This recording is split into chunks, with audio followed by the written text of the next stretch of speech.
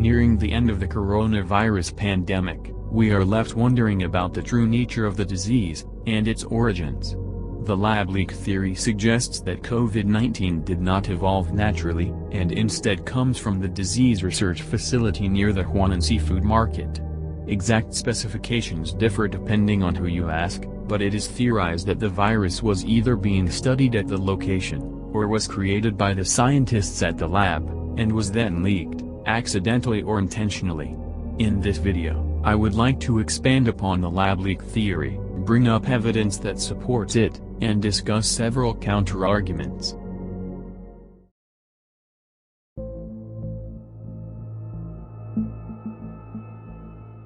In May 2020, a United States federal research facility created a report investigating the origin of COVID-19.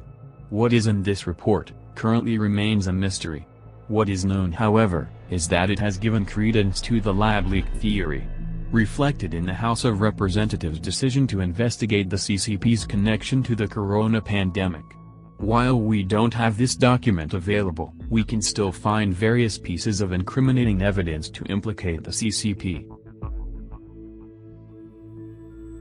To understand the lab leak hypothesis, we have to look to the Wuhan Institute of Virology. This institution is in the same city as the pandemic's origin, and focuses on basic and applied basic research in virology, immunology, and emerging biotechnology. Included within these fields of study is the research of coronaviruses, including living specimens, and even genetic modification. The lab also studies gain of function, a process in which diseases are given the ability to infect humans, in order to assess the threat of a pandemic. The facility is said to have a specialty in researching bat coronaviruses, and has used gain-of-function research to engineer diseases capable of infecting humans in the past. If anything, it would be dumb to not investigate them for potential involvement with the pandemic.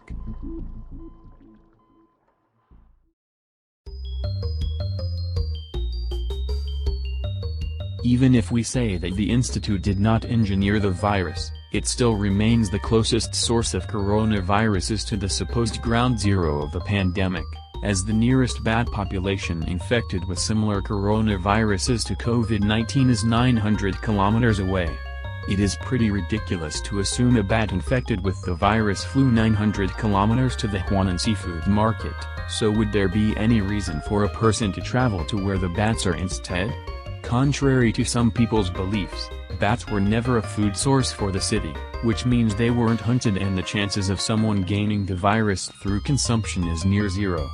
The only way someone could have gotten infected by one of these bats is if they traveled 900 kilometers away and came in contact with some bodily fluids originating from the bat, which is also unlikely. If we assume that the lab leak hypothesis is true, then hypothetically, we would probably be able to find an instance of a researcher at the institute getting infected before the first official cases. Well, according to a United States intelligence report, several researchers exhibited flu-like symptoms in November 2019, just a month before the first official COVID-19 hospitalizations. Some may doubt this statement, considering that the information comes directly from the United States government. That being said, if the CCP wishes to disprove these claims, then they could easily release the safety records and data logs from the Wuhan Institute of Virology, which they have not done. Unless they provide these documents, I'm inclined to agree with the United States.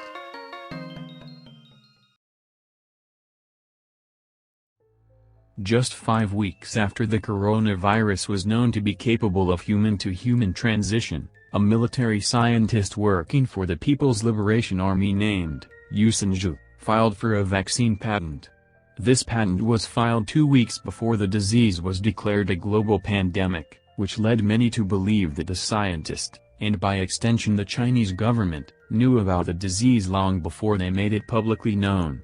Just a few months later, with minimal news coverage, this scientist was declared deceased in a media report. Despite being an award-winning scientist, there was no major news coverage or any examination of his passing. His cause of death wasn't reported, and remains a mystery. While the Chinese-owned media might not have given an official cause of death, I'm going to make a guess. He was assassinated.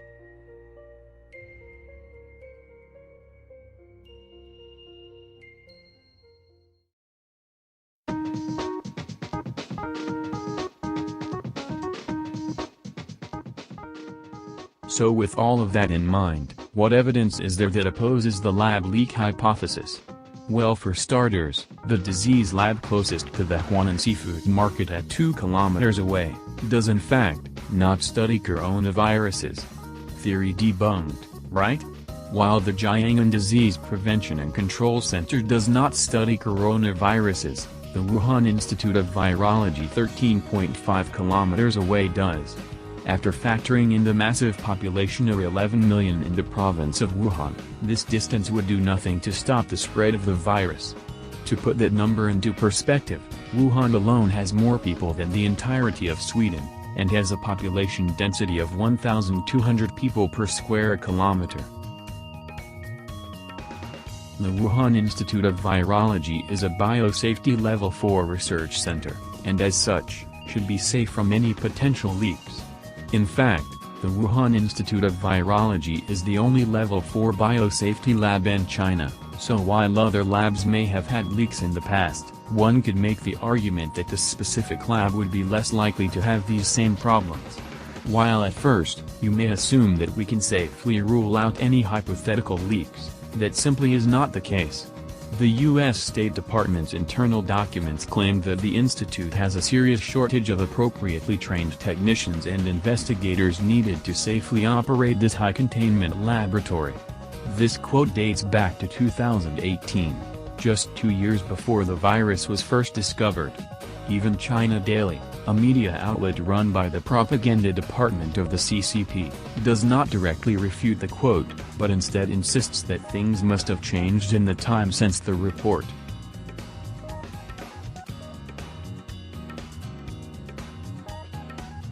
Another reason why some people refuse to believe the lab leak theory is because they think it is racist.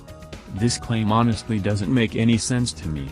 I have no idea how saying the virus leaked from a lab is racist, while the bat soup theory isn't. If I had to guess, this just stems from the association with Donald Trump, as he publicly endorsed the theory on Twitter. Just another unfortunate example of politics getting in the way of the truth.